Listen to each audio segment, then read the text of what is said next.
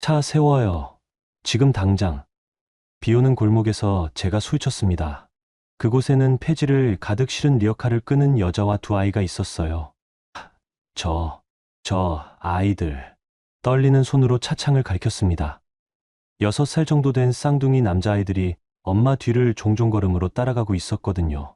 할머니가 빵 사줄게. 제가 다가가 말했지만 그 여자는 아이들을 뒤로 숨겼어요. 필요 없어요. 이 아이들은 다른 남자 아이들이라고요.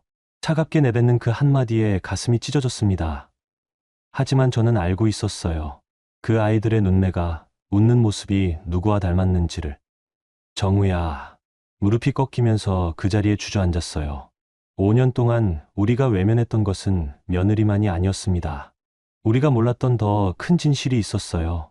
그리고 그날 그 진실 앞에서 저는 완전히 무너져 버렸습니다. 안녕하세요. 저는 한경자라고 합니다. 올해로 63살이 되었어요. 제 남편 최용만과 함께 서울 변두리에서 작은 제조업체를 운영하며 살아왔습니다. 그리 부유하지는 않지만 중산층 정도는 되었다고 생각해요. 단독주택에 살면서 남부럽지 않게 지냈거든요. 무엇보다 자랑스러운 건 하나뿐인 아들 정우였습니다. 똑똑하고 착한 아들이었어요. 대학도 좋은 곳으로 나와서 대기업에 취직까지 했죠. 그런데 그 아이가 5년 전 세상을 떠났습니다. 28배 나이의 말이에요.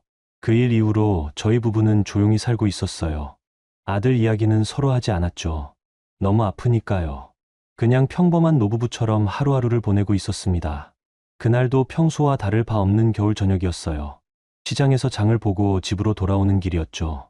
12월 중순이라 날씨가 제법 추웠습니다. 하늘에서 한방눈이 펄펄 내리고 있었어요.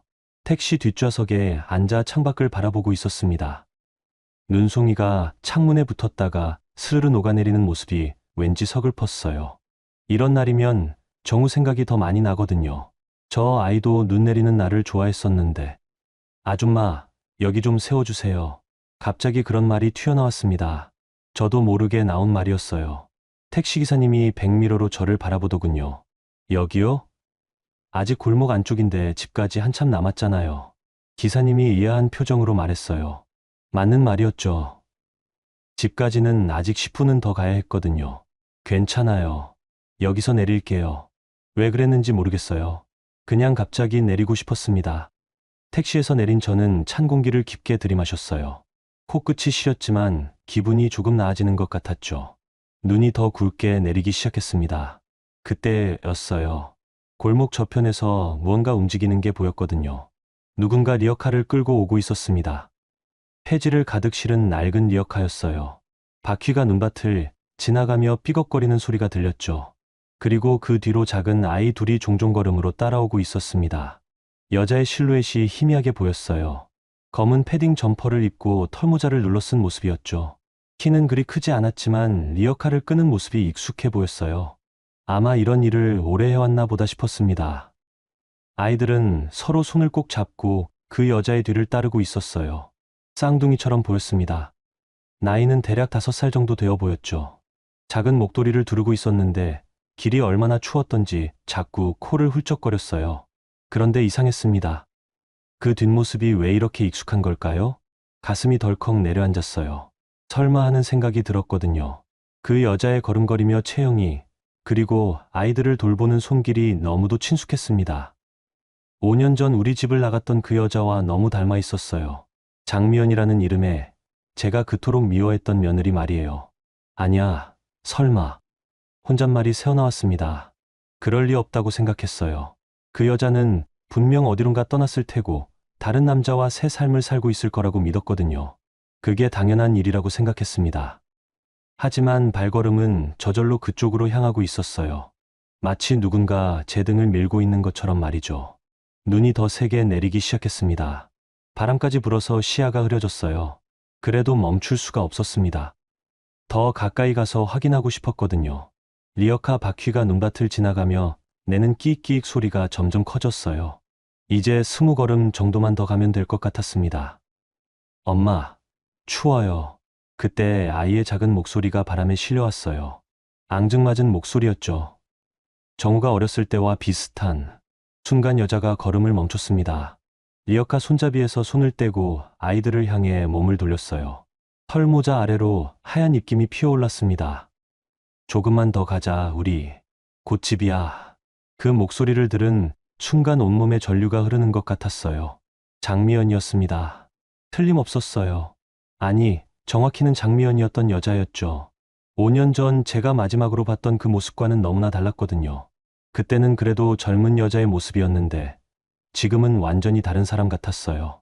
얼굴은 말랐고 손등에는 거친 상처들이 보였습니다. 옷차림도 초라했어요. 그래도 아이들을 대하는 목소리만큼은 여전히 따뜻했죠. 다리에 힘이 빠지면서 그 자리에 주저앉을 뻔했어요. 담벼락에 손을 짚고 겨우 버텼습니다.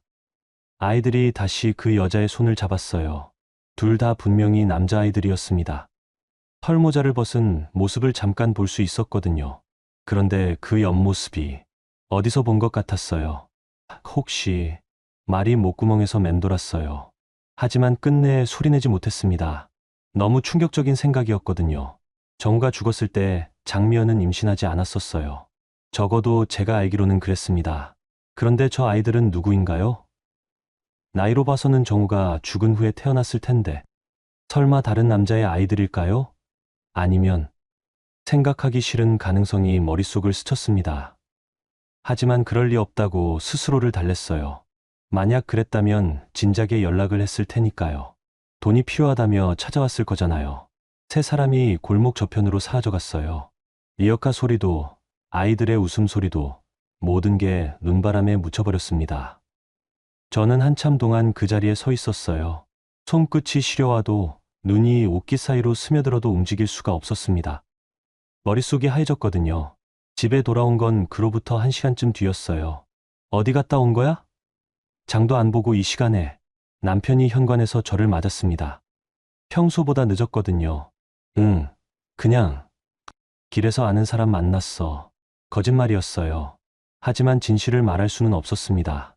그날 밤 잠자리에 누워서도 계속 그 장면이 떠올랐어요. 폐지를 가득 실은 리어카를 끌고 가는 여자의 뒷모습이, 그리고 그 뒤를 따르는 두 아이의 작은 발자국이 자꾸만 눈에 아른거렸습니다.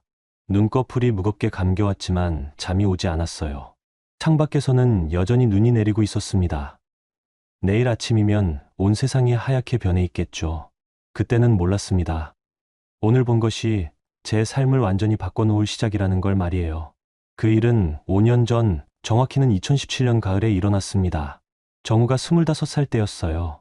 대기업에 입사한 지 2년째 되던 해였죠. 그때까지만 해도 저희는 평범한 가족이었습니다. 아들은 효자였고 저희 부부도 그런 아들이 자랑스러웠어요.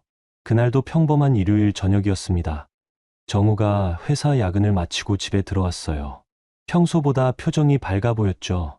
어머니, 아버지. 정우가 거실로 들어오더니 저희 앞에 앉았습니다. 뭔가 중요한 얘기가 있다는 듯한 표정이었어요. 무슨 일이야, 아들? 남편이 신문에서 눈을 떼고 정우를 바라봤습니다. 제가 결혼하고 싶은 사람이 있어요. 순간 거실이 조용해졌어요. 저는 손에 들고 있던 차 잔을 탁자에 살며시 내려놓았죠. 결혼. 제가 되물었습니다. 기쁜 일이어야 했는데 왜인지 가슴이 먹먹했어요. 정우의 표정이 너무 진지했거든요. 네, 진지하게 생각하고 있습니다. 정우가 고개를 끄덕였어요. 그러면서 주머니에서 휴대폰을 꺼내더니 사진 하나를 보여줬습니다. 화면 속에는 젊은 여자가 웃고 있었어요. 예쁘긴 했지만 뭔가 어수룩해 보였죠. 화장도 진하지 않았고 옷차림도 수수했습니다. 이름이 뭐니? 남편이 물었어요. 장미연이에요. 나이는 29이고요. 하는 일은? 카페에서 일해요. 아르바이트요. 그 순간 제 가슴이 서늘해졌습니다.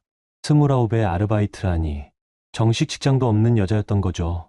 가족은 어떻게 되는데? 제가 조심스럽게 물었어요. 정우가 잠깐 망설이더니 대답했습니다. 부모님은 일찍 돌아가셨어요. 혼자 살고 있습니다. 형제는 없어요. 천혜과예요.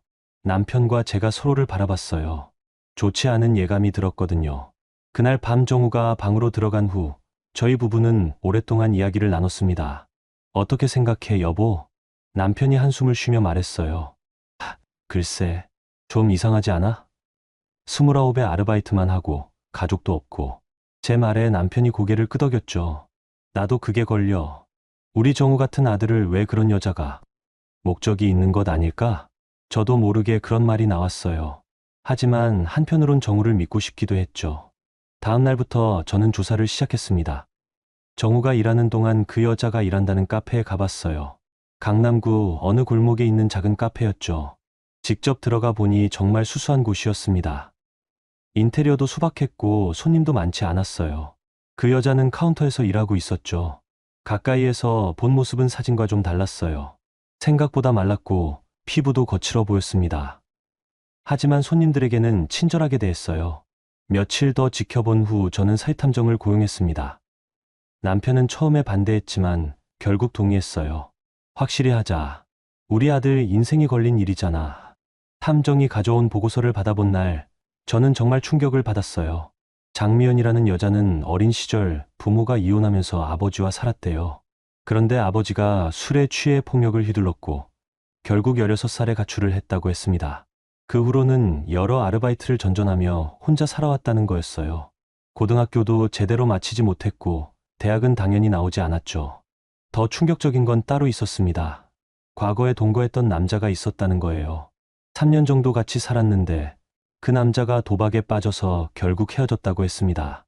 보고서를 읽으면서 제 손이 덜덜 떨렸어요. 이런 여자가 우리 정우를.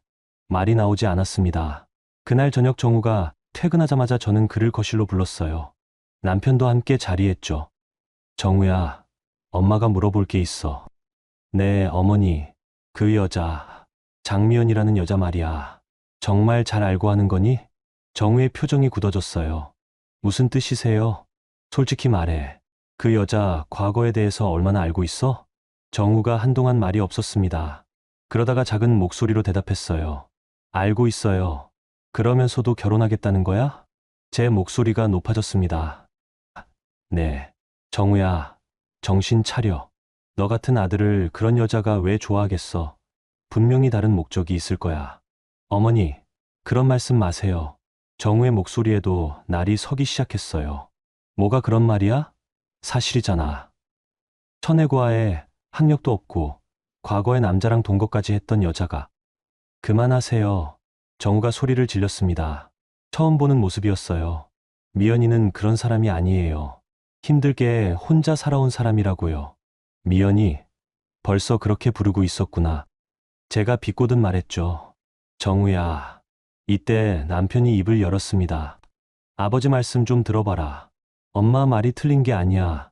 너 같은 아들이면 얼마나 좋은 여자들이 많겠니? 굳이 그런 여자를. 그런 여자가 뭐예요?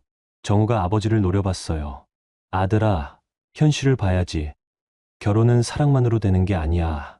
서로 맞는 환경에서 자란 사람끼리 해야 해. 환경이 뭐가 중요해요? 사람이 중요하지. 사람도 환경이 만드는 거야. 남편의 말에 정우가 고개를 흔들었어요. 저는 미연이와 결혼할 거예요. 안 돼. 제가 단호하게 말했습니다. 절대 안 돼. 그 여자는 우리 집 며느리로 받을 수 없어. 왜요? 왜긴 왜야? 집안이 안 맞잖아. 정우가 웃더군요. 차가운 웃음이었어요. 집안이요? 우리가 무슨 대단한 집안인가요? 정우야. 남편이 목소리를 높였습니다. 버릇없이 굴지 마라. 부모가 반대하면 포기하는 게 도리 아니냐? 포기할 수 없어요. 정우가 일어섰어요. 저는 미연이 없으면 못 살아요. 못 살기는 뭘 못 살아. 제가 소리쳤습니다. 그깟 여자 하나 때문에 부모까지 거역하겠다는 거야? 그깟 여자라고 하지 마세요. 정우의 눈에 눈물이 고였어요. 미연이는 제가 사랑하는 사람이에요. 그날 밤 정우는 집을 나갔습니다. 저는 이 집에서 나가겠어요. 그리고 미연이와 결혼할 거예요. 마지막으로 남긴 말이었어요. 문이 닫힌 후 거실에는 정적만 흘렀습니다. 저는 그제서야 눈물을 흘렸어요. 하지만 후회하지 않았습니다. 옳은 일을 했다고 생각했거든요. 며칠 지나면 정우도 정신을 차리고 돌아올 거라고 믿었어요. 그런데 그게 제가 아들과 나눈 마지막 대화가 될 줄 몰랐습니다. 정우가 집을 나간 후 2년이 흘렀습니다. 처음 몇 달은 연락이 왔어요. 문자나 전화로 안부를 묻곤 했죠. 하지만 저희는 받지 않았습니다. 남편도 저도 고집을 꺾지 않았어요. 언젠가는 정신 차리고 돌아올 거야. 그런 말만 되풀이했죠. 그러다가 어느 순간부터 연락이 끊겼어요. 정우도 포기한 것 같았습니다. 가끔 그 아이가 어떻게 지내는지 궁금했지만 먼저 연락하지는 않았어요. 자존심이 허락하지 않았거든요. 2019년 여름, 정우가 결혼했다는 소식을 들었습니다. 남편 회사 직원을 통해서였어요. 작은 식당에서 조촐하게 했다고 하더군요. 그날 밤 저는 울었어요. 혼자 방에서 조용히 눈물을 흘렸죠. 제 아들이 결혼하는데 엄마는 참석하지 못했다는 게 너무 서러웠거든요. 하지만 여전히 연락하지 않았습니다.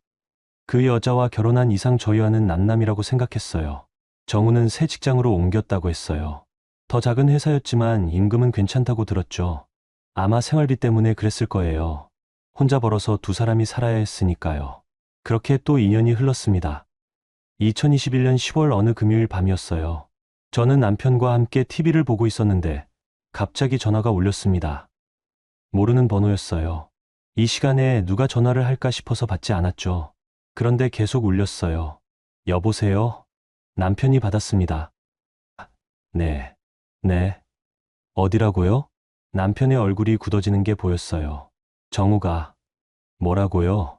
제 가슴이 덜컥 내려앉았습니다. 불길한 예감이 들었거든요. 남편이 전화를 끊고 저를 바라봤어요. 얼굴이 새하얘져 있었죠. 정우가. 교통사고 났대. 뭐, 병원에서 연락 왔어. 지금 당장 오라고. 저는 그 자리에서 주저앉았어요. 다리에 힘이 빠져버렸거든요. 급하게 택시를 타고 병원으로 향했습니다. 가는 내내 기도했어요. 제발 별일 없기를, 제발 살아있기를 말이에요. 병원 응급실에 도착했을 때 의사가 저희를 기다리고 있었어요. 표정이 좋지 않았죠. 가족분이신가요? 네, 부모입니다. 남편이 대답했어요. 안타깝게도 이미 숨을 거두셨습니다. 세상이 무너지는 소리가 들렸어요. 제가 비명을 질렀는지 기억이 나지 않아요. 다만 남편이 저를 붙잡았던 것만 기억납니다. 오후 10시경 강남대로에서 교차로를 건너다가 대형 트럭에 치였습니다. 즉사였어요. 의사의 말이 귀에 들리지 않았어요. 정우가 죽었다는 것만 머릿속을 맴돌았죠. 마지막으로 보시겠어요? 고개를 끄덕였습니다. 뭘 하는지도 모르면서 끄덕였어요. 영안실에서 본정우는 잠자는 것 같았어요. 얼굴에 상처도 별로 없었죠. 그저 조용히 잠들어 있을 뿐이었습니다. 정우야. 제가 부르면 깰 것 같았어요. 언제나 그랬듯이 네, 어머니 하고 대답할 것 같았죠. 하지만 아무 반응이 없었습니다. 우리가 잘못했어. 남편이 중얼거렸어요. 눈물이 뺨을 타고 흘러내렸죠. 장례식장 준비를 하는 동안 저는 계속 생각했어요. 장미연은 어디에 있을까? 왜 여기 오지 않을까? 그러다가 문득 깨달았습니다. 아마 연락이 안 갔을 거예요. 병원에서는 정우 지갑에 있던 저희 연락처로만 전화했을 테니까요. 하지만 연락할 생각은 하지 않았어요. 이런 상황에서도 그 여자를 받아들일 수 없었거든요. 장례식장에는 정우의 대학 친구들과 회사 동료들이 왔어요. 모두들 어린 나이에 세상을 떠난 정우를 안타까워했죠. 첫날 밤을 지새우고 있었습니다. 새벽 3시쯤이었을 거예요. 조문객들도 모두 돌아가고 저희 부부만 남았을 때였죠. 갑자기 장례식장 문이 열렸어요. 검은 옷을 입은 여자가 들어왔습니다. 머리는 헝클어져 있었고 눈이 퉁퉁 부어 있었어요. 장미연이었습니다. 여자는 곧바로 관 앞으로 다가갔어요. 그러더니 그 자리에 무너지듯 주저앉았죠. 정우야, 정우야. 목이 쉰 목소리로 계속 불렀어요. 관을 어루만지며 울부짖었죠. 저는 그 모습을 보고 있을 수가 없었어요. 화가 치밀어 올랐거든요. 당신이 여기 왜 왔어요? 제가 일어서서 말했습니다. 장미연이 고개를 들어 저를 바라봤어요. 눈이 새빨갛게 부어 있었죠. 어머님. 어머님은 무슨 어머님이야. 우리는 당신을 며느리로 인정한 적 없어요. 그렇게 하지 마세요. 제발. 뭐가 그렇게 하지 말라는 거야? 우리 정우를 죽게 만든 주제에. 제 목소리가 점점 커졌어요. 정우가 왜 이 시간에 강남에 있었겠어요? 당신 때문이잖아요. 어머님, 그런 말씀은 사실이잖아. 당신이 아니었으면 우리 정우는 집에서 편히 지내고 있었을 거야. 당신 때문에 집 나간 거고, 당신 때문에 고생한 거고, 당신 때문에 죽은 거야. 장미연이 고개를 흔들었어요. 아니에요. 정우는 저 때문에 죽은 게 아니에요. 그럼 뭐 때문에 죽었어요? 하필 그 시간에, 그 장소에서. 회식이 끝나고 집에 가는 길이었어요. 그냥 사고였어요. 당신이 없었으면 애초에 회식 자체가 없었을 거잖아요. 우리 집에서 편히 살았을 텐데. 남편이 제 팔을 잡으며 말렸어요. 여보, 그만해. 하지만 저는 멈출 수가 없었어요. 당신이 우리 정우를 죽인 거예요. 당신이 유혹해서 집에서 내쫓은 거고, 당신이 고생시킨 거고, 당신이 죽음으로 몰아넣은 거라고. 장미연이 천천히 일어났어요. 그러더니 저를 똑바로 바라봤죠. 정우는 행복했어요. 뭐, 저와 함께 있을 때 행복했다고 했어요. 힘들어도 후회하지 않는다고, 사랑하는 사람과 함께라서 행복하다고 했어요. 헛소리 하지 마요. 정말이에요. 어머님을 그리워하긴 했지만, 그래도 행복하다고 했어요. 순간 가슴이 찢어질 것 같았어요. 정우가 저를 그리워했다니. 하지만 인정할 수 없었죠. 당신 같은 여자와 함께 있으면서 무슨 행복이 있어요? 정우는 좋은 사람이었어요. 정말 좋은 사람이었어요. 장미연이 다시 눈물을 흘렸어요. 그런 사람을 당신이 죽였어요. 제가 다시 소리쳤죠. 그때 장미연이 가방에서 서류 몇 장을 꺼냈어요. 이거. 어머님이 가지세요. 뭐예요 이게? 정우 명의로 된 모든 재산이에요. 적금이랑 보험금이랑 다 정리해서 가져왔어요. 저는 그 서류들을 받아보지도 않았어요. 우리가 그런 걸 원해서 이러는 줄 알아요? 아니에요. 그냥. 정우 것이니까 어머님들이 가져야죠. 당신이 가지세요. 당신이 원했던 거잖아요. 저는 아무것도 원하지 않았어요. 장미연이 서류를 탁자 위에 내려놓았어요. 정우만 원했어요. 다른 건 아무것도. 그러더니 돌아서서 걸어 나갔어요. 문 앞에서 한 번 뒤돌아봤는데 그 눈빛을 아직도 기억해요. 원망도 없었고 화도 없었어요. 그냥 텅 비어 있었죠. 문이 닫힌 후 장례식장은 다시 조용해졌습니다. 촛불만 조용히 타오르고 있었어요. 남편이 서류를 들여다봤어요. 꽤 많네. 몇 천만 원은 될 것 같은데. 정말 다 포기하고 간 거네요. 그제서야 뭔가 잘못되었다는 생각이 들었어요. 하지만 이미 늦었죠. 정우의 마지막 밤이 그렇게 지나갔습니다. 저는 그날 밤 하나도 자지 못했어요. 계속 장미연의 마지막 눈빛이 떠올랐거든요. 그때는 몰랐습니다. 그 여자가 혼자가 아니었다는 걸 말이에요. 그날 골목에서 본 것이 정말 장미연이었는지 확인하고 싶었어요. 며칠 동안 고민하다가 결국 수사를 시작했습니다. 예전에 정우 일로 고용했던 서희탐정에게 다시 연락했죠. 장미연이라는 여자 기억하시죠? 아, 그때 그분. 무슨 일이세요? 지금 어떻게 살고 있는지 알아봐 주세요. 탐정은 이틀 만에 보고서를 가져왔어요. 그 내용을 읽으면서 저는 정말 충격을 받았습니다. 장미연은 정우가 죽은 후 혼자 아이 둘을 키우고 있었어요. 쌍둥이 남자아이들이었죠. 이름은 최민준, 최민호였습니다. 정우의 성을 그대로 쓰고 있었어요. 아이들이 태어난 건 2022년 3월이었습니다. 정우가 죽고 5개월 후였죠. 그제서야 깨달았어요. 정우가 죽었을 때 장미연은 임신 중이었던 거예요. 그럼 그때 장례식장에서 혼자 중얼거렸습니다. 배가 불러오기 전이었으니 저희는 몰랐던 거죠. 탐정이 조사한 내용은 더 충격적이었어요. 장미연은 서울 변두리 반지하 단칸방에서 살고 있었습니다. 월세 30만 원짜리 방이었어요.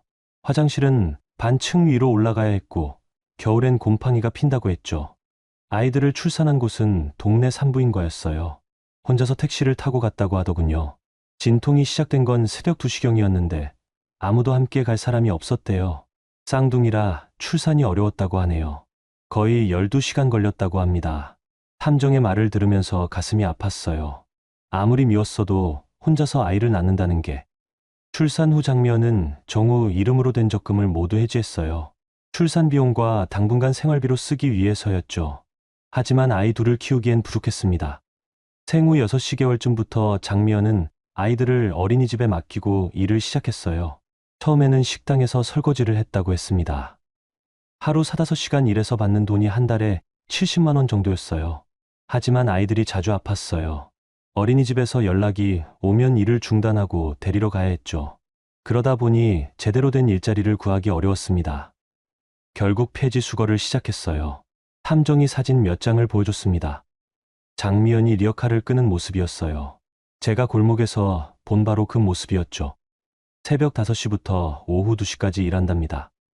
아이들이 어린이집에 있는 동안만이요. 폐지 수거로는 하루에 1만 원에서 2만 원 정도 벌었어요. 날씨가 좋고 폐지가 많이 나오는 날에는 3만 원까지도 벌 수 있었죠. 하지만 비가 오거나 눈이 오면 일을 할 수 없었습니다. 사진 속 장미연은 완전히 다른 사람이 되어 있었어요. 5년 전 처음 봤을 때와는 전혀 달랐죠. 얼굴은 해쓱했고 손은 거칠어져 있었습니다. 옷도 낡았고 머리카락도 성성했어요. 아이들은 어떤가요? 제가 물었어요. 건강하게 잘 크고 있다고 합니다. 어린이집 선생님 말로는 얌전하고 착하다고 하네요. 탐정이 아이들 사진도 보여줬어요. 어린이집에서 몰래 찍은 것 같았죠. 순간 숨이 멎을 뻔했습니다. 정우와 똑같았어요. 특히 눈매가 그대로였죠. 웃는 모습도 머리 모양도 모든 게 어린 시절 정우와 빼닮았습니다. 확실한 거예요? 네, 확실합니다. 출생신고서도 확인했어요. 아버지란에 최정우라고 되어 있습니다. 제 손이 덜덜 떨렸어요. 정우의 아이들이었습니다. 제 손자들이었어요. 그 여자, 왜 연락하지 않았을까요? 혼자 중얼거렸죠. 아마 처음에는 하려고 했을 거예요. 하지만 장례식에서 받은 상처 때문에 탐정의 말에 가슴이 찔렸습니다. 그때 제가 했던 말들이 떠올랐거든요. 더 알아봐 주세요. 어떻게 살고 있는지, 뭘 하고 있는지. 다음 주에 받은 보고서는 더 자세했어요. 장미연의 하루 일과가 적혀 있었습니다.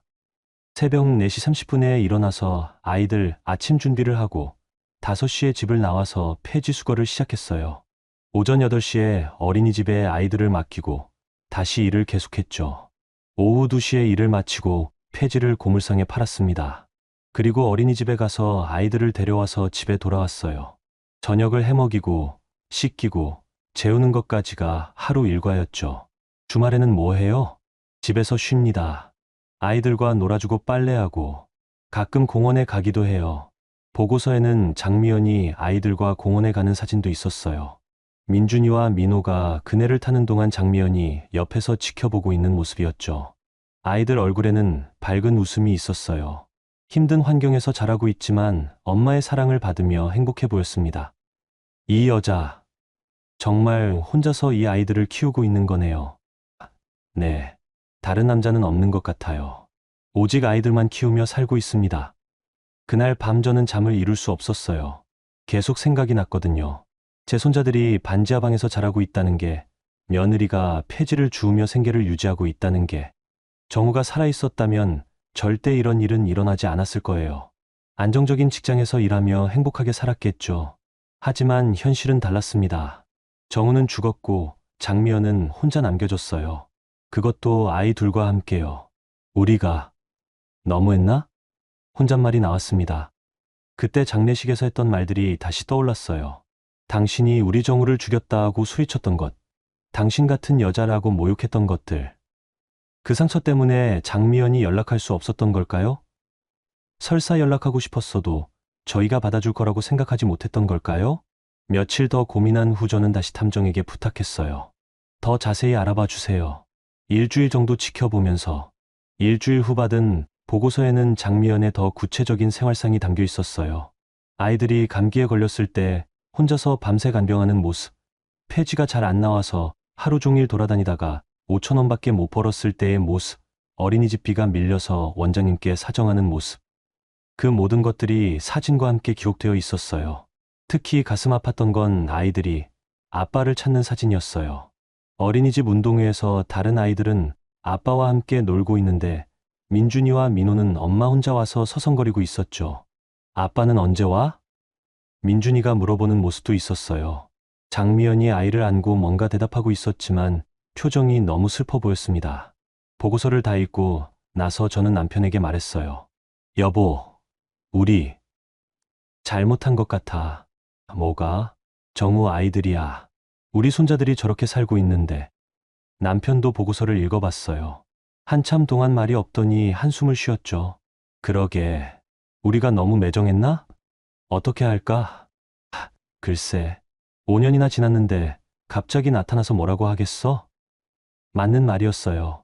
이제 와서 나타나봤자 장미연이 받아줄 리도 없었죠. 하지만 계속 마음에 걸렸어요. 제 손자들이 그렇게 힘들게 살고 있다는 게, 며느리가 폐지를 주우며 생계를 유지하고 있다는 게, 정우가 하늘에서 보고 있다면 뭐라고 할까요? 분명 원망할 거예요. 왜 아내와 아이들을 돌봐주지 않았냐고, 왜 외면했냐고. 그날부터 저는 결심했어요. 어떻게든 저 아이들을 도와야겠다고, 며느리에게 사과해야겠다고 말이에요. 하지만 어떻게 접근해야 할지 막막했습니다. 그날은 유난히 따뜻한 봄날이었어요. 3월 말이었는데 벚꽃이 막 피기 시작했죠. 저는 재래시장에 장을 보러 나갔었습니다. 요즘 자주 그 시장에 가게 되었어요. 혹시 장미연이나 아이들을 볼 수 있을까 하는 마음 때문이었죠. 탐정이 알려준 정보로는 가끔 그 근처를 지난다고 했거든요. 하지만 한 달 넘게 나가도 만날 수 없었어요. 아마 제가 가는 시간대와 그 사람들이 지나는 시간대가 다른가 보다 싶었죠. 그런데 그날은 달랐습니다. 시장에서 나무를 사고 있었는데 갑자기 아이 울음소리가 들렸어요. 또렷하고 맑은 목소리였죠. 엄마, 배고파요. 고개를 돌려보니 골목 입구에서 어린 남자아이가 여자의 손을 잡아당기며 투정을 부리고 있었어요. 비슷한 키의 다른 아이도 옆에 서 있었죠. 심장이 쿵 하고 뛰었습니다. 그 여자는 장미연이었어요. 5년 전보다 훨씬 말라 있었지만 분명히 장미연이었습니다. 리어카는 없었고 대신 큰 검정 봉지 하나를 들고 있었어요. 아이들은 사진에서 본 것보다 더 컸어요. 이제 5살이니까 당연하겠죠. 그런데 가까이에서 보니 정말 놀라웠습니다. 정우와 똑같았어요. 특히 왼쪽에 서 있던 아이의 눈매가 그대로였죠. 코 모양도, 입 모양도, 심지어 머리카락이 자라는 방향까지. 어린 시절 정우를 그대로 복사해 놓은 것 같았어요. 오른쪽 아이는 조금 달랐지만 그래도 정우의 얼굴이 많이 보였습니다. 웃을 때 입꼬리가 올라가는 모습이 특히 그랬어요. 제 발이 저절로 그쪽으로 향했어요. 잠깐만, 민준아. 엄마가 빵 사줄게. 장미연이 아이를 달래며 근처 빵집을 바라봤습니다. 그런데 주머니에서 동전 몇 개만 꺼내더군요. 부족한 것 같았어요. 엄마, 빵 못 사는 거야? 민준이라고 불린 아이가 물었습니다. 아니야. 엄마가. 조금만 기다려. 장미연이 당황한 표정으로 주머니를 뒤졌어요. 하지만 돈이 더 나올 리 없었죠. 그 순간 가슴이 너무 아팠어요. 제 손자들이 빵 하나 못 사 먹고 있다는 게. 저도 모르게 다가가고 있었습니다. 아가들아.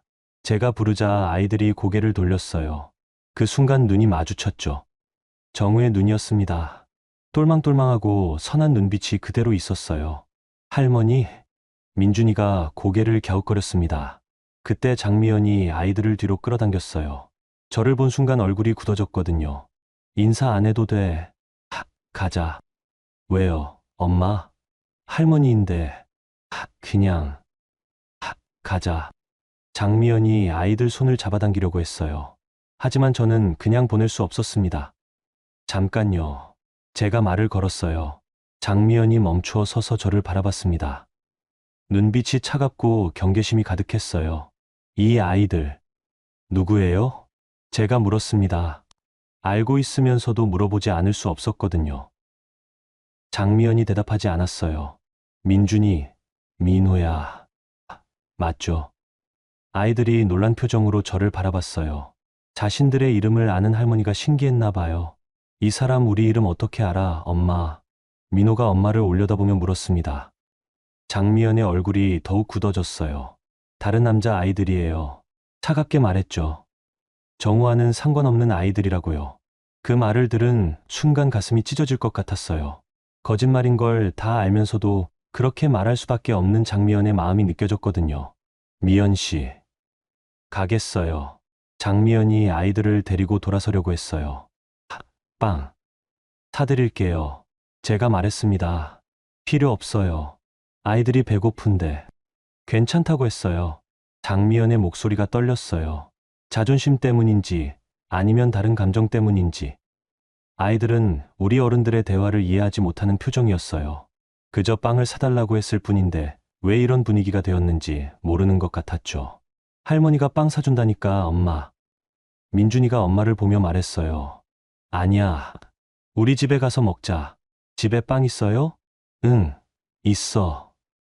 거짓말이었어요. 제가 봐도 알 수 있었거든요. 장미연이 아이들 손을 꽉 잡고 걸어가기 시작했어요. 저는 그 자리에서 그들을 지켜봤습니다. 아이들이 뒤돌아보며 저에게 손을 흔들었어요. 특히 민호가 밝게 웃으며 안녕하세요, 할머니 하고 인사를 했죠. 그 웃음이 정우와 똑같았어요. 세 사람이 골목 저편으로 사라진 후에도 저는 한참 동안 그 자리에 서 있었습니다. 제 손자들이었어요. 틀림없이 제 손자들이었습니다. 정우의 피가 흐르는 아이들이었죠. 그런데 저는 그 아이들에게 빵 하나 사주지 못했어요.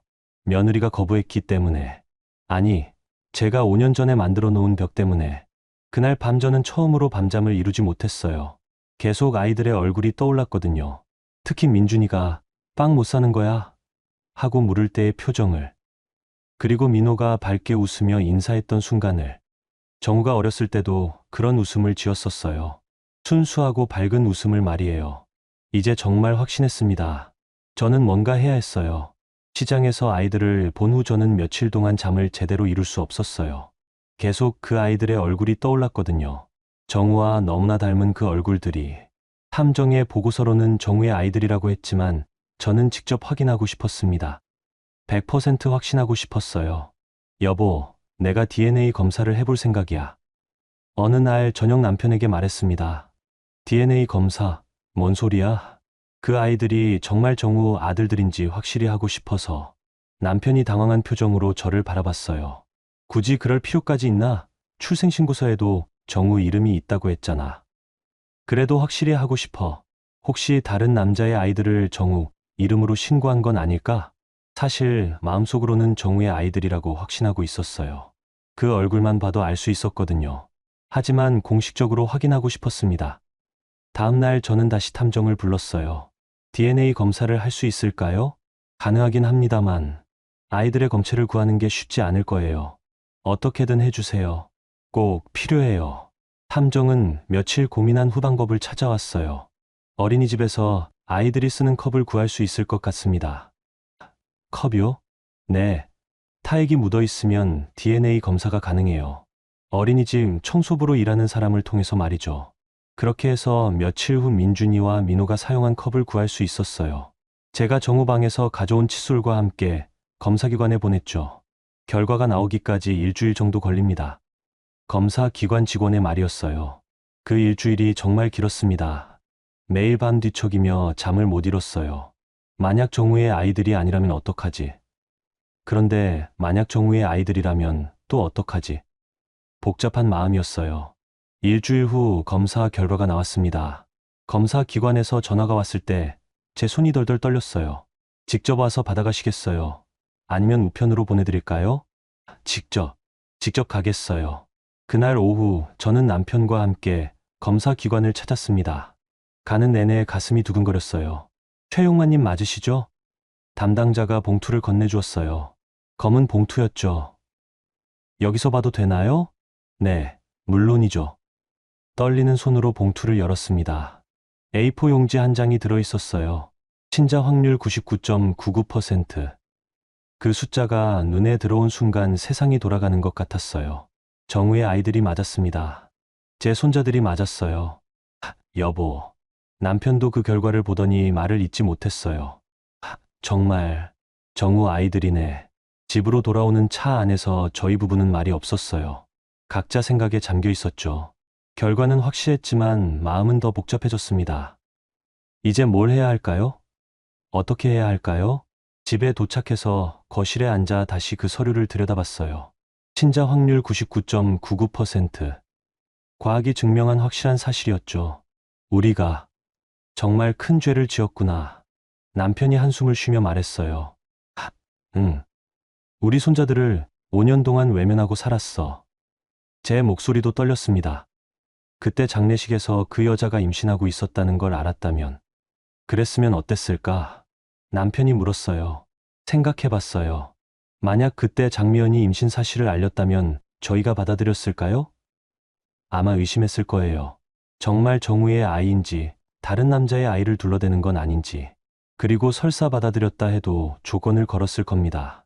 DNA 검사를 하라고, 확실히 정우, 아이가 맞으면 그때 인정하겠다고. 결국 지금과 별다르지 않았을 거예요. 그 여자도 우리를 무서워했을 거야. 무서워? 그래. 장례식에서 우리가 얼마나 매정하게 굴었는데. 임신했다고 말했으면 우리가 어떻게 했을지 뻔하잖아. 남편의 말이 맞았어요. 저희는 분명 의심했을 겁니다. 그리고 더 심한 말을 했을지도 몰라요. 그러니까 혼자 낳아서 키운 거구나. 5년 동안 혼자서. 생각할수록 가슴이 아팠어요. 장미연이 얼마나 힘들었을까요? 정우가 죽은 슬픔도 혼자 감당하면서 아이까지 낳아 기르다니. 우리 잘못이야, 여보. 그러게. 우리가 너무 매몰찬 부모였어. 그날 밤 저는 정우 방에 들어가 봤어요. 5년째 그대로 보존하고 있는 방이었죠. 책상 위에는 정우의 사진이 놓여 있었어요. 대학교 졸업 때 찍은 사진이었습니다. 환하게 웃고 있는 모습이었죠. 정우야, 미안해. 사진을 보며 말했어요. 엄마가 잘못했어. 내 아내와 아이들을, 우리 며느리와 손자들을 외면했어. 눈물이 났습니다. 5년 만에 처음 흘리는 눈물이었어요. 네가 하늘에서 얼마나 속상했을까. 아내가 혼자 아이들 키우는데 아무도 도와주지 않으니까. 정우의 사진이 흐릿하게 보였어요. 이제라도 늦지 않았을까? 혼자 중얼거렸죠. 하지만 어떻게 접근해야 할지 막막했어요. 장미연이 저희를 받아들일까요? 5년 전 장례식에서 했던 말들을 잊었을까요? 아마 잊지 못했을 거예요. 당신이 우리 정우를 죽였다고 했던 그 말을, 당신 같은 여자라고 모욕했던 그 순간을. 며칠 더 고민한 후 저는 다시 탐정을 불렀어요. 그 집 주소를 정확히 알 수 있을까요? 네, 가능합니다. 그리고 아이들이 다니는 어린이집도요. 탐정이 주소를 알려줬어요. 반지하 단칸방이라고 했던 그곳의 정확한 위치를 말이에요. 직접 찾아갈 생각이세요? 아직은 모르겠어요. 사실 무서웠어요. 가서 뭐라고 말해야 할지, 어떻게 사과해야 할지. 하지만 언젠가는 가야 한다는 생각이 들었습니다. 제 손자들을 위해서라도 말이에요. 그날 밤 남편과 이야기를 나눴어요. 나는 가봐야 할 것 같아. 가서 뭐라고 하려고? 사과부터 하고, 그리고 도움이 필요한 게 있으면 도와주고. 받아줄까? 모르겠어. 하지만 시도는 해봐야지. 남편이 고개를 끄덕였어요. 그래. 우리가 해야 할 일이야. 하지만 여전히 망설여졌습니다. 어떻게 가야 할까? 언제 가야 할까? 뭐라고 말해야 할까? DNA 검사 결과를 받고 일주일이 지났지만 아직 실행에 옮기지 못하고 있었어요.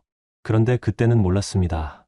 곧 저에게 더 큰 충격이 기다리고 있다는 걸 말이에요. DNA 검사 결과를 받고 열흘이 지났을 때였어요. 더 이상 미룰 수 없다는 생각이 들었습니다. 그날은 12월 중순이었어요. 첫눈이 내리던 날이었죠. 아침부터 한방눈이 펄펄 내려서 온 세상이 하얗게 변했습니다.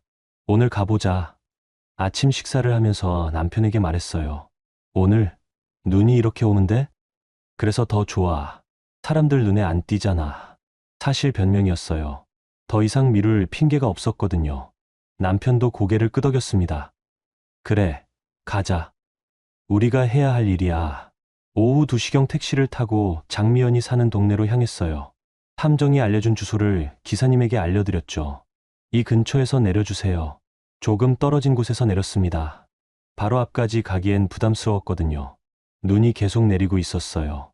발목까지 쌓인 눈을 밟으며 걸었습니다. 골목은 좁고 어두웠어요. 가로등도 몇 개 없어서 오후인데도 으스스했죠. 반지하 입구를 찾는데 시간이 좀 걸렸어요. 골목 안쪽 구석진 곳에 있었거든요. 계단을 내려가니 작은 현관문이 보였습니다. 여기가 맞나? 남편이 주소를 다시 확인했어요. 맞는 것 같아. 문 앞에 서니 가슴이 마구 뛰었습니다. 5년 만에 며느리를 다시 만나는 거였거든요. 초인종 눌러볼까? 잠깐만. 손이 떨려서 초인종을 누를 수가 없었어요. 뭐라고 말해야 할지도 모르겠고 문을 열어줄지도 확신이 서지 않았습니다. 한참 서성거리고 있는데 갑자기 문이 열렸어요. 누구세요? 장미연이 나왔습니다. 바깥 소리를 들었나 봐요. 저희를 본 순간 얼굴이 굳어졌어요. 그러더니 빨리 문을 닫으려고 했죠. 잠깐요. 제가 서둘러 말했습니다. 뭐하러 왔어요? 장미연의 목소리가 차가웠어요. 할 말이 있어서 왔어요. 할 말? 이제 와서 무슨 할 말이 있어요? 문을 닫으려던 장미연이 멈춰섰어요.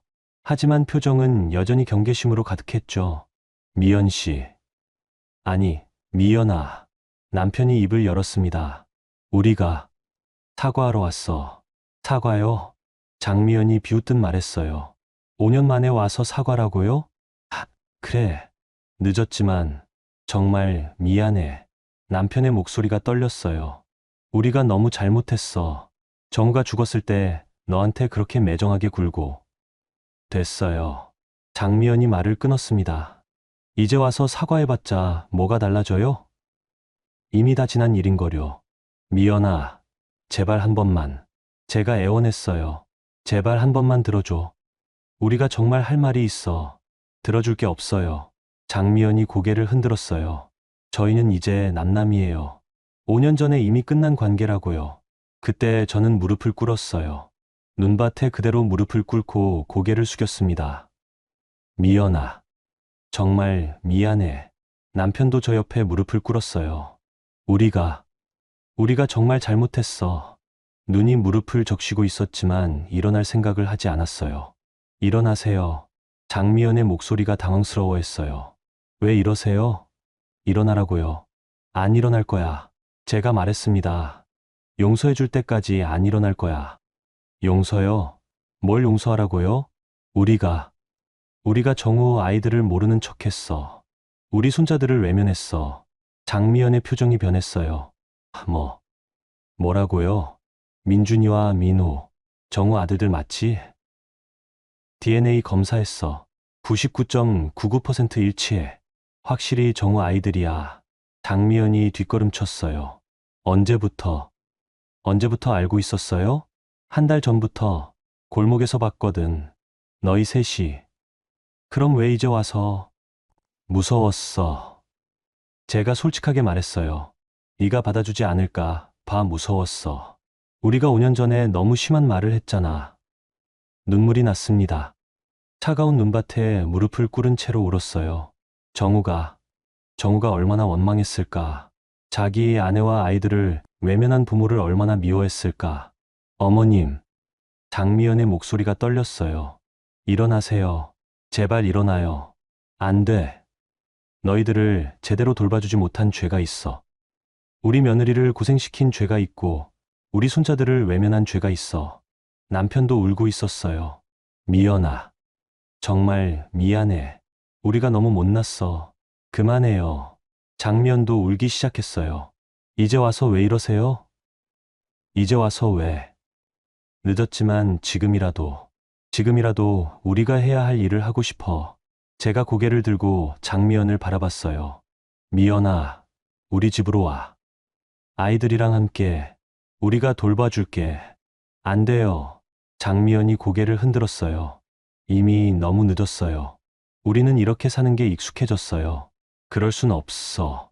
우리 손자들이 이런 곳에서 자랄 순 없다고. 어머님들이 원해서 이렇게 된 거잖아요. 장미연의 목소리에 원망이 섞여 있었어요. 정우 아빠가 죽었을 때 저 혼자 있게 한 게 누구예요? 임신했는데도 도와주지 않은 게 누구고요? 맞아. 다 우리 잘못이야. 그런데 이제 와서 돌봐주겠다고요? 5년 동안 폐지 주어서 애들 키운 사람한테. 장미연이 분노를 터뜨렸어요. 저도 자존심이 있어요. 이제 와서 동정받고 싶지 않아요. 그때였어요. 엄마. 작은 목소리가 들렸습니다.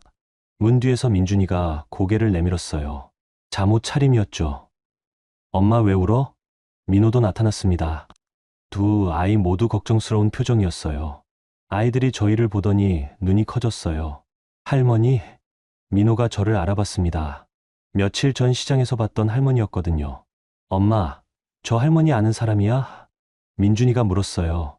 장미연이 아무 말을 하지 못했어요. 뭐라고 설명해야 할지 모르는 것 같았죠. 할머니, 왜 무릎 꿇고 있어요? 민호가 다가왔습니다. 일어나세요. 무릎 아파요. 그 말을 들은 순간 가슴이 찢어졌어요. 5살 아이가 무릎 꿇고 있는 할머니를 걱정하다니. 얘들아, 제가 떨리는 목소리로 말했어요. 할머니가 너희 친할머니야. 친할머니. 민준이가 고개를 갸웃거렸어요. 우리 아빠, 엄마요? 응. 너희 아빠, 엄마가 바로 저 할머니, 할아버지야. 정말요? 민호가 신기하다는 듯 저를 바라봤어요. 그럼 우리 진짜 할머니구나. 아이가 환하게 웃었습니다. 정우와 똑같은 웃음이었어요. 할아버지도 우리 진짜 할아버지예요? 민준이가 남편을 가리키며 물었어요. 그래. 할아버지도 너희 친할아버지야. 남편의 목소리가 메었어요. 민호가 제게 다가와서 작은 손으로 제 뺨을 만졌어요. 할머니, 왜 울어요? 아파요? 그 순간 모든 게 무너졌습니다. 5년 동안 쌓아왔던 벽이, 고집이, 자존심이 모두 무너져 내렸어요. 할머니가 너희한테 미안해서 그래. 왜요? 할머니 잘못한 거 없는데. 민준이도 제 옆에 와서 앉았어요. 우리 할머니 생겼다. 민호야, 우리 할머니 생겼어. 아이들의 순수한 기쁨에 더 이상 견딜 수 없었어요. 저는 두 아이를 꼭 껴안았습니다. 5년 만에 만난 제 손자들을 말이에요. 그날 이후 3개월이 흘렀습니다. 지금 저는 부엌에서 아침 식사를 준비하고 있어요. 계란말이를 부치고 있는데 거실에서 아이들 웃음소리가 들려옵니다. 할아버지, 또 해주세요.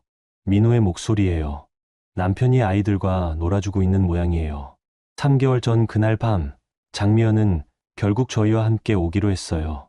아이들이 너무 좋아했거든요. 진짜 할머니, 할아버지가 생겼다고 하면서 말이에요. 물론 쉽지 않았습니다. 처음 며칠은 어색했어요. 장미연도, 저희도 어떻게 해야 할지 몰랐죠. 5년의 시간은 생각보다 큰 벽이었거든요. 하지만 아이들이 다리 역할을 해줬어요. 민준이와 민호가 자연스럽게 저희를 받아들이면서 분위기가 조금씩 풀렸죠. 할머니, 아침 뭐예요? 민준이가 부엌으로 뛰어들어왔습니다. 머리가 한쪽으로 삐죽 서 있어요. 방금 일어났나 봐요. 계란말이하고 미역국이야. 와, 계란말이. 아이가 손뼉을 쳤어요. 정우도 어렸을 때 계란말이를 좋아했었는데 할머니가 만든 계란말이가 제일 맛있어요. 그래? 고마워. 민준이의 머리를 쓰다듬어 줬어요. 처음에는 어색했는데 이제는 자연스러워졌죠. 엄마는 아직 자고 있어요. 장미연은 요즘 푹 쉬고 있어요. 5년 동안 쉬어본 적이 없었거든요. 처음에는 미안해하며 일을 하려고 했지만 저희가 말렸죠. 이제는 쉬어도 돼. 우리가 있잖아. 그렇게 말해도 장미연은 여전히 조심스러워해요. 폐를 끼치는 것 같다고, 너무 빨리 편해지는 것 같다고 하면서 말이에요. 하지만 아이들은 완전히 적응했어요. 이제는 저를 진짜 할머니처럼 따르고 남편도 할아버지처럼 따라요. 할머니, 저희 오늘도 유치원 가요? 응, 가야지. 친구들한테 자랑할 거예요. 할머니가 도시락 싸줬다고. 민준이가 신나서 말했어요. 아이들을 새로운 유치원으로 옮겼어요. 집 근처에 좋은 유치원이죠. 원비도 저희가 내고 있고요. 처음에는 장미연이 거절했어요. 너무 비싸요. 전 유치원은 괜찮아요. 하지만 아이들 교육만큼은 타협할 수 없었죠. 우리 손자들인데 당연한 거야. 지금은 아이들이 새 유치원을 무척 좋아해요. 친구들도 많이 생겼고 선생님들도 친절하다고 하거든요. 민호야, 일어나. 밥 먹어야지. 거실에서 남편이 민호를 깨우고 있어요. 할아버지, 조금만 더 자면 안 돼요? 안 돼. 유치원 늦는다. 그럼 할아버지가 업어주세요. 알겠어, 알겠어. 남편의 웃음소리가 들려요. 요즘 남편이 정말 행복해 보여요. 손자들과 함께 지내면서 완전히 젊어졌거든요. 아침 식사 준비를 마치고 식탁을 차렸어요. 넉명이 앉을 수 있는 식탁이에요. 예전에는 저희 둘만 앉아서 조용히 밥을 먹었는데 이제는 시끌벅적해요. 엄마도 깨워야겠다. 제가 중얼거리는데 장미연이 나타났어요. 어머님, 제가 할게요. 괜찮아. 이미 다 했어. 미안해요. 제가 일찍 일어나서 도와드려야 하는데. 됐어. 됐어. 네가 쉬는 게 맞아. 장미연은 여전히 조심스러워해요. 하지만 예전보다는 많이 편해졌죠. 아이들 유치원 보내고 나서 시장 같이 갈까? 네. 좋아요. 요즘 저희는 함께 장을 봐요. 장미연이 아이들이 좋아하는 음식을 잘 알거든요. 식탁에 모두 모였어요. 민준이와 민호가 양쪽에 앉고 장미연과 남편이 마주 앉았죠. 잘 먹겠습니다. 아이들이 큰 소리로 인사했어요. 할머니, 계란말이 정말 맛있어요.